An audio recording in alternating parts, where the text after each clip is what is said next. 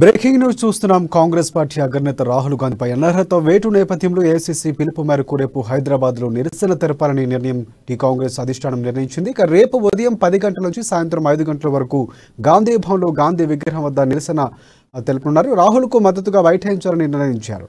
తాను కూడా నిరసనలో పాల్గొంటానన్న టీపీసీసీ అధ్యక్షుడు రేవంత్ రెడ్డి పార్టీ శ్రేణులకు విషయాన్ని వెల్లడించారు.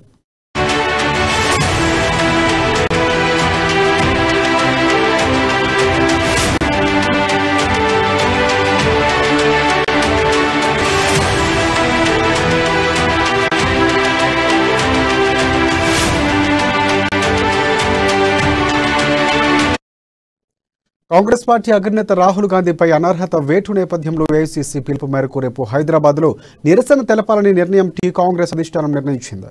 రేపు ఉదయం 10 గంటల నుంచి సాయంత్రం 5 గంటల వరకు గాంధీ భవన్లో గాంధీ విగ్రహం వద్ద నిరసన రాహుల్కు మద్దతుగా బైఠాయించాలని నిర్ణయించారు. తాను కూడా నిరసనలో పాల్గొంటారని టీపీసీసీ అధ్యక్షుడు రేవంత్ రెడ్డి పార్టీ శ్రేణులకు తెలిపారు.